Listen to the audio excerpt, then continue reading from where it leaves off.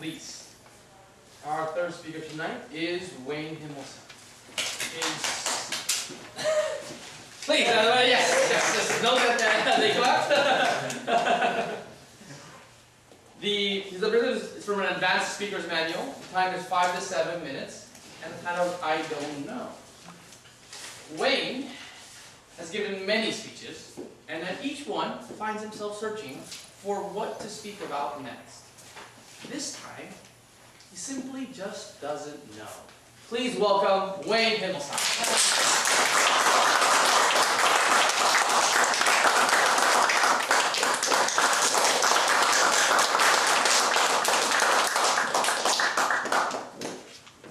Janine, do you know what I'm going to talk about? No, but either do you, probably. Alex, do you know what I'm going to talk about? I don't know.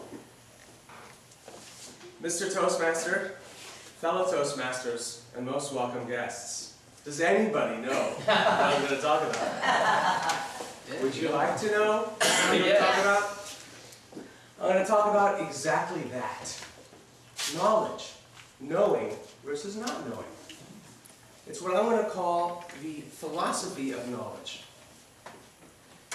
Knowledge is something that, while a very good thing, the very idea of learning is wonderful, I think that it has an emotional content that is not as maybe good, that doesn't have as good long-term results. It all starts out when we're young. We go to school, and we start getting graded. If we know the most, we get an A.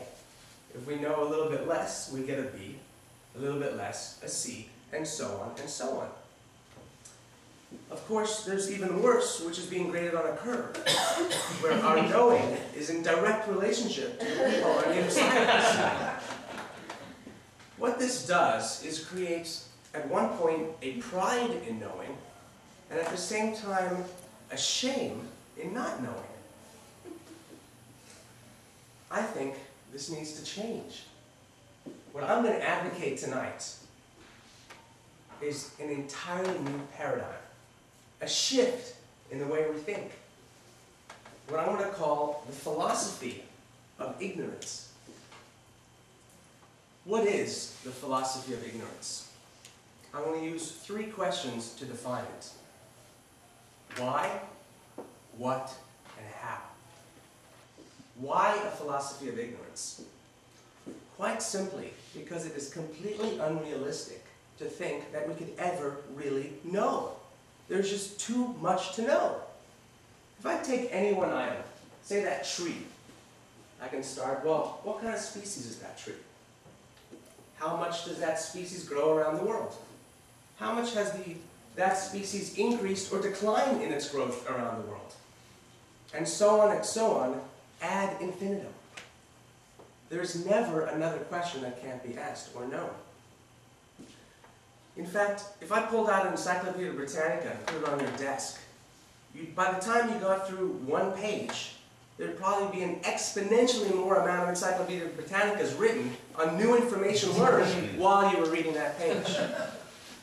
I believe Thomas Edison said it best when he said, "We don't know 1/10 of 1% about anything." Next is what? What is knowledge? Very interesting. Knowledge, I would say, is what is attainable, what has, call it evidence.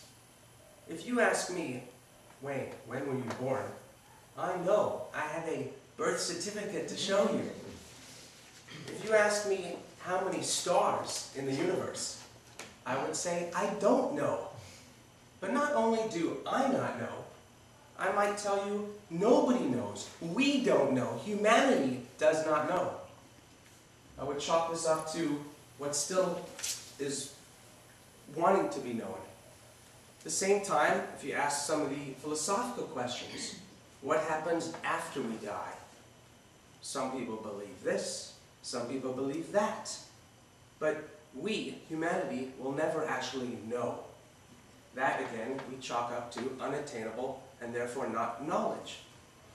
Call it philosophy, call it belief. Finally, we have the concept of how. how does one implement a philosophy of ignorance? What I'm going to say is the next time somebody asks you a question and you're not totally sure of the answer, instead of saying, I know, stand back and say, I don't know.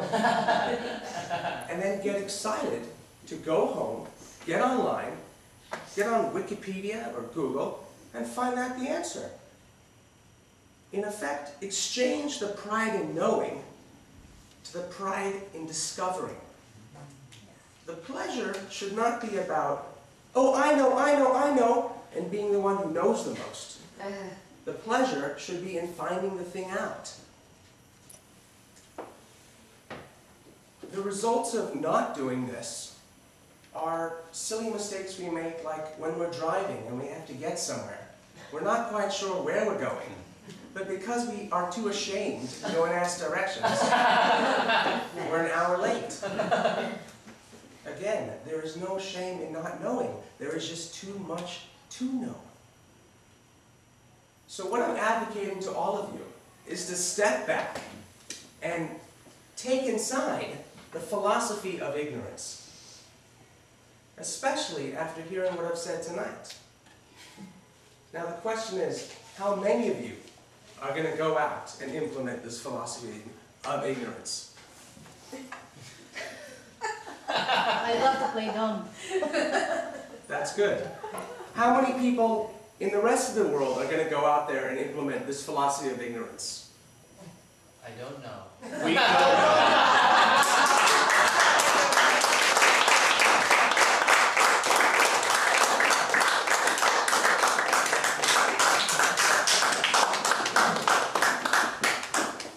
Thank you, Wayne, for that wonderful speech. Everyone can take the time right now to fill out the notes.